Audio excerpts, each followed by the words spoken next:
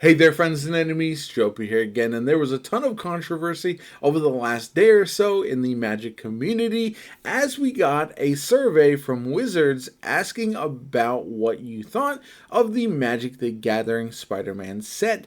And the survey was quite interesting. One of the questions was, to what degree did negative influencer commentary impact your perceptions of Magic the Gathering? Marvel Spider-Man before the set released. Negative influencer commentary, blah, blah, blah. Scale of 1 to 5. And not only that, it also, if you answered that, asked the question of who influenced your perception of the set.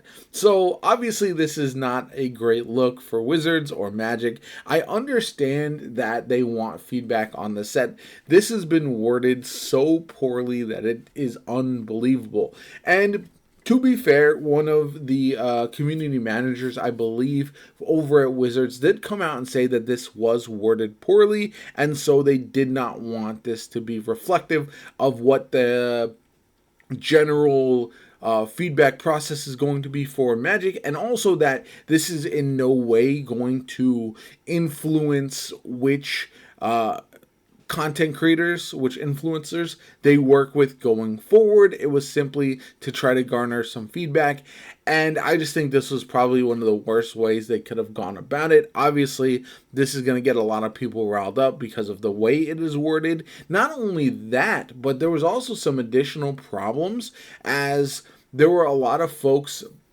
who were trying to fill out the survey, and essentially they got the response of, you are not the target audience for this survey. And as longtime Magic players, obviously this is going to be upsetting. Now, some folks thought this was originally because they said that they did not purchase any of the Marvel Spider-Man set.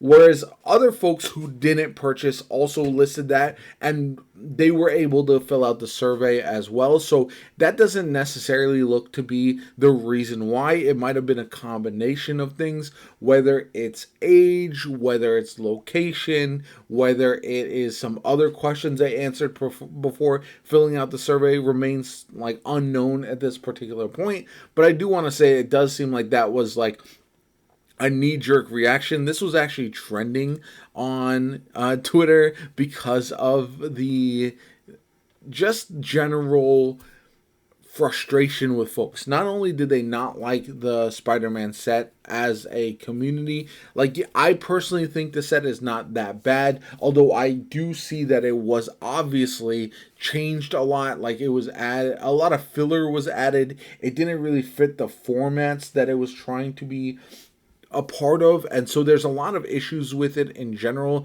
It seems like it's very apparent to me that they wanted to make changes after the underperformance of the Assassin's Creed set, and then they have this big partnership with Marvel, Spider-Man being one of the main characters, one of the most famous superheroes in all of comics, and so they wanted this to be a bigger set, and it just did not go the way they thought. Now, that has led to other concerns with like the Teenage Mutant Ninja Turtles set, but apparently that set, even though it doesn't have a ton of content to pull from, like, I don't think there's enough in the Teenage Mutant Ninja Turtles comics and shows and stuff to complete a full set.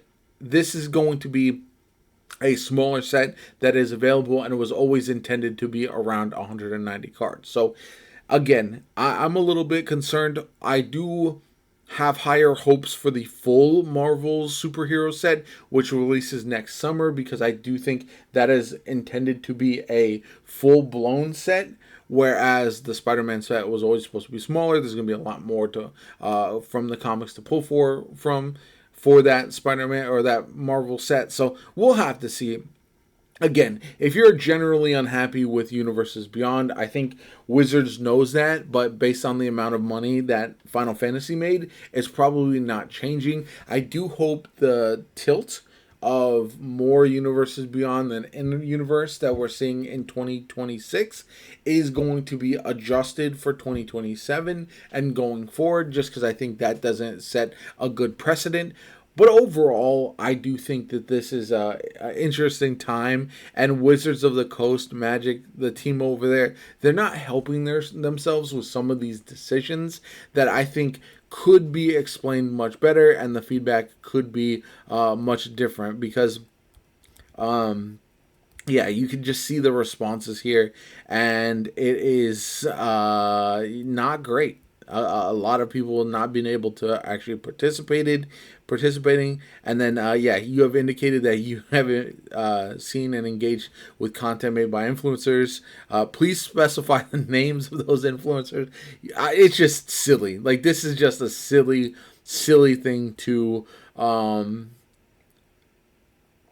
put into like existence as far as collecting feedback. It just doesn't make sense. So yeah, hopefully they learn from this. Their surveys are better going forward. Again, at the end of the day, these surveys are all well and good, but money talks. And if they're making a ton of money on some of these sets, they're going to continue to do so going forward. But I'd love to hear from you guys. Were you able to take the survey, or did it reject you for any number of reasons? I'd love to know what is happening out there. And yeah, that's generally where I'm going to leave it, because I did not take the survey. I saw it too late after everything had already kind of come and gone. But I do find it very curious to see what everyone else was able to do with it. So let me know in the comments down below. Did you answer it? What were your answers, if you are willing to share? And what are your general thoughts on the whole thing? So let me know in the comments down below. Like the video as always. Comment, subscribe. Have a good one. And I'll catch you all later.